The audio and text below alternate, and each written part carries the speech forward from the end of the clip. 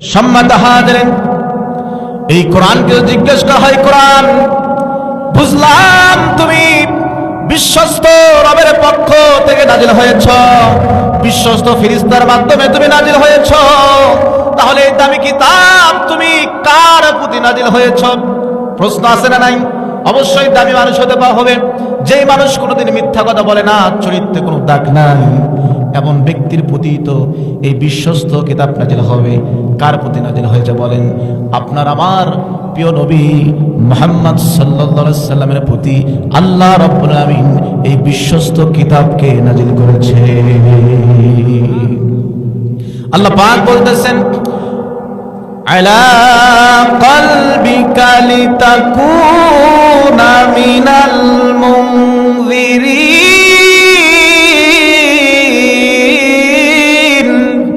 আল্লাহ রাব্বুল আলামিন রাসূল সাল্লাল্লাহু আলাইহি সাল্লামের কলবের উপরে কোরআন তিনি সেট করে দিয়েছেন। তাহলে কি বুঝলাম?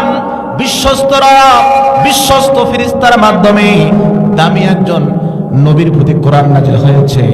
মানুষদের যদি জিজ্ঞাসা থাকে, মানুষদের যদি প্রশ্ন থাকে যে মহামানব মুহাম্মাদের প্রতি কোরআন নাজিল হয়েছে, সেই মুহাম্মাদের চরিত্রটা কেমন, তার বৈশিষ্ট্য কেমন, সেই মানুষটাকে মিথ্যা কথা বলে, তিনি কি খারাপ আচরণ করে? কোরআন উত্তর দেয়, ওয়া ইন্নাকা লাআলা খুলুকিন আযীম। কোরআন বলতেছে তার চরিত্রে কোনো দাগ নাই, কালিমা নাই, জোরে কোনো সুবহানাল্লাহ। এমন একজন নবী, কখনো কাউকে তিনি কষ্ট দিতেন না, তার ব্যবহারে আচরণে সবাই খুশি, সুবহানাল্লাহ বলবেন না? তিনি ছিল শিশুর আদর্শ, তিনি ছিল যুবকদের আদর্শ। আল্লাহ রাসূল সাল্লাল্লাহু আলাইহি সাল্লাম ছিল বৃদ্ধের আদর্শ। তিনি ছিল বড় রাজনীতিবিদ, তিনি ছিল বড় ডাক্তার।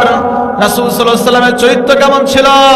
ছোট্ট আনাস রাসূলের খেদমত করত, 10টি বছর রাসূলের খেদমত করেছে। সে আনাস বলেন, 10টি বছর রাসূলের খেদমত করলাম, কোনদিন রাসূল আমাকে ধমক দেয় নাই, এমন কথা বলে নাই। আনাস এটা করলে কেন, সেটা করলে কেন? আল্লাহর নবী কোনদিন আমাকে ধমক দিয়ে কথা বলে নাই। আনাস যখন মৃত্যু সজ্জায়, তিনি বলতেছে মৃত্যুর আগে আল্লাহ পাক রাসূলের দোয়াকে এমন ভাবে কবুল করে নিয়েছে, আমাকে এমন সম্পদ দিয়েছে, আনসারী সাহাবীদের মধ্যে আমার চেয়ে ধনী সাহাবী আর কেউ নাই। সুবহানাল্লাহ বলে। তাহলে রাসূলের দোয়া কবুল নামেজ, ছোটদেরকে ভালোবাসতেন, ছোটদেরকে মহব্বত করতেন। আল্লাহ রাসূল সাল্লাল্লাহু আলাইহি সাল্লাম এই আনাস ছোট্ট সাহাবীকে বললেন, আনাস একটা জুব্বা আনতে হবে, জুব্বা, বাজারে চলে যাও। আনাস জুব্বা আনার জন্য বাজারে চলে গেলেন। বাসায় রাসূল সাল্লাল্লাহু আলাইহি সাল্লাম অপেক্ষা করতেছেন, আনাস কখন ফিরবে। রাসূল অপেক্ষা করতে করতে রাসূল সাল্লাল্লাহু আলাইহি সাল্লাম চিন্তায় পড়ে গেলেন, কারণ আনাস তো বাসায় ফিরে না। রাসূল চিন্তায় পড়ে গেলেন, আনাস কোথায় গেল? জুব্বা আনার জন্য বাজারে পাঠিয়ে দিলাম, আনাস কেন বাসায় ফিরে না? আল্লাহ নবী অপেক্ষা করতে করতে আনাসের খোঁজে তিনি বের হয়ে গেলেন।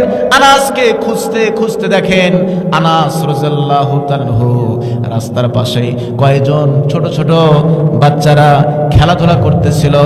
আনাস রাদিয়াল্লাহু তাআলা সেখানে দাঁড়িয়ে দাঁড়িয়ে খেলা দেখতেছিল। রাসূল সাল্লাল্লাহু আলাইহি সাল্লাম তিনি পিছন দিক থেকে আস্তে করে আনাসের ঘাড়ে হাত দিলেন, চেপে ধরলেন। আনাস রাদিয়াল্লাহু তাআলা পিছনে চেয়ে দেখে যে রাসূল সাল্লাল্লাহু আলাইহি সাল্লাম তিনি মুস্কে মুস্কে হাসতেছেন। সুবহানাল্লাহ বলবেন? আমি আপনি কি করতাম? আমি আপনি হলে কি করতাম? একজনকে কাজের দায়িত্ব দিয়েছি, ঘন্টার পর ঘন্টা অপেক্ষা করার পরেও তার খবর নাই, রাত করে পিটন শুরু, কথা বলেন ঠিক কিনা? এমন বৈশিষ্ট্য অনেকের ভিতরে থাকতে পারে, কিন্তু আল্লাহর নবী ছোট্ট আনাসকে কিচ্ছু বললেন না, শুধুমাত্র গলায় পিছন দিক থেকে তিনি হাত দিয়ে আস্তে করে চেপে ধরলেন আর বলেন, আনাস তোমাকে যে কাজের দায়িত্ব দিয়েছিলাম তুমি করো নাই কেন? আনাস বলতেছেন, নবীজি আমার তো মনেই নাই। সুবহানাল্লাহ বলবেন না? আমার তো মনেই নাই। রাসূল সাল্লাল্লাহু আলাইহি সাল্লাম কিচ্ছু বললেন না। আনাস রাদিয়াল্লাহু তাআলা বলতেছেন, নবীজি আমি কাজটা সম্পূর্ণ করতেছি। তিনি বলেন, রাসূল সাল্লাল্লাহু আলাইহি সাল্লামের সেই মুস্কি হাসির শাসন আমাকে পরবর্তী সময় পথ চলতে শিখিয়েছে। সুবহানাল্লাহ।